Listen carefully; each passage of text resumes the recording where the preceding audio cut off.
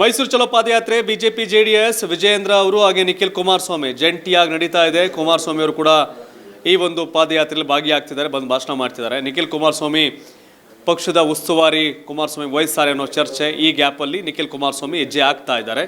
ಯಾಕಂದರೆ ಹಳೆ ಮೈಸೂರು ಭಾಗದಲ್ಲಿ ಜೆಡಿಎಸ್ ಪ್ರಬಲ, ಜೊತೆಗೆ ಮಂಡ್ಯದಲ್ಲಿ ಮತ್ತಷ್ಟು ಪ್ರಬಲ. ಈ ಹಿನ್ನೆಲೆ ಮಂಡ್ಯದಲ್ಲಿ ನಾನು ನಿಖಿಲ್ ಕುಮಾರಸ್ವಾಮಿ ಅವ್ರನ್ನ ಮಾತಾಡಿಸಿದಾಗ ಈ ಭ್ರಷ್ಟ ಸರ್ಕಾರ ತೊಲಗಬೇಕು, SC/ST ಸಮುದಾಯದ ಅಭಿವೃದ್ಧಿಗೆ ಮೀಸಲಿಟ್ಟ ಹಣದಲ್ಲೂ ಕೂಡ ಭ್ರಷ್ಟಾಚಾರವನ್ನು ಮಾಡ್ತಾರೆ, ಲೂಟಿ ಮಾಡ್ತಾರೆ, ಅನವಶ್ಯಕವಾಗಿ BJP ಮೇಲೆ ಆರೋಪ ಮಾಡ್ತಿದ್ರು. ಪರ್ಸೆಂಟೇಜ್ 40% ಸರ್ಕಾರ ಅಂತ, ಅದನ್ನು ಪ್ರೂವ್ ಮಾಡಲಿಕ್ಕೆ ಸಾಧ್ಯ ಆಗಲಿಲ್ಲ. ಈಗ ಕಾಂಗ್ರೆಸ್ನ ಶಾಸಕರು ಸಚಿವರು ರಾಜೀನಾಮೆ ಕೊಟ್ಟ ಮೇಲೆ, ನಾಗೇಂದ್ರ ಅವ್ರ ಜೈಲಿಗೆ ಹೋದ್ಮೇಲೆ ಕಾಂಗ್ರೆಸ್ನವರು ಈಗ BJP JDS ಅದನ್ನು ಬಿಚ್ಚಿಡ್ತೀವಿ ಅಂತ ಹೇಳ್ತಿದ್ದಾರೆ. ಇದೆಲ್ಲವೂ ಕೂಡ ಕಾಂಗ್ರೆಸ್ನ ಬಂಡವಾಳವನ್ನು ಬಯಲು ಮಾಡುತ್ತೆ ಅನ್ನೋದು ನಿಖಿಲ್ ಕುಮಾರಸ್ವಾಮಿ ಅವರ ಮಾತು. ಅವರು ಕೂಡ ನಿಖಿಲ್ ಕುಮಾರಸ್ವಾಮಿ ಇಲ್ಲ, ಈ ಸಿದ್ದರಾಮಯ್ಯ ರಾಜೀನಾಮೆ ಕೊಡ್ತಾರೆ, ಕೊಡಲೇಬೇಕು, ನೈತಿಕತೆ ಇದ್ದರೆ ಅಂತ. ನೈತಿಕತೆ ಇದ್ದರೆ ರಾಜೀನಾಮೆ ಕೊಡ್ತಾರೆ ಸಿದ್ದರಾಮಯ್ಯ ಅನ್ನೋದು ನಿಖಿಲ್ ಕುಮಾರಸ್ವಾಮಿ ಅವ್ರ ಮಾತು. ಬಟ್ ರಾಜಕಾರಣದಲ್ಲಿ ನೈತಿಕತೆ ಉಳ್ಕೊಂಡಿದೆಯಾ ಅನ್ನೋದು ನನ್ನ ಪ್ರಶ್ನೆ ಅವರಿಗೆ. ಇಲ್ಲ, ಖಂಡಿತವಾಗಿ ಸಿದ್ದರಾಮಯ್ಯವರು ಯಾವುದೇ ಕಪ್ಪು ಚುಕ್ಕೆ ಇಲ್ಲದ ರಾಜಕಾರಣ ಮಾಡಿದ್ದೀನಿ ಅಂತ ಪದೇ ಪದೇ ಹೇಳ್ತಾರೆ.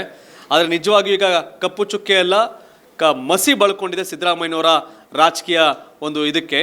ಸೊ ಹೀಗಾಗಿ ರಾಜೀನಾಮೆ ಕೊಡಲೇಬೇಕು ಅನ್ನೋದು ನಿಖಿಲ್ ಕುಮಾರಸ್ವಾಮಿ ಅವರ ಮಾತು.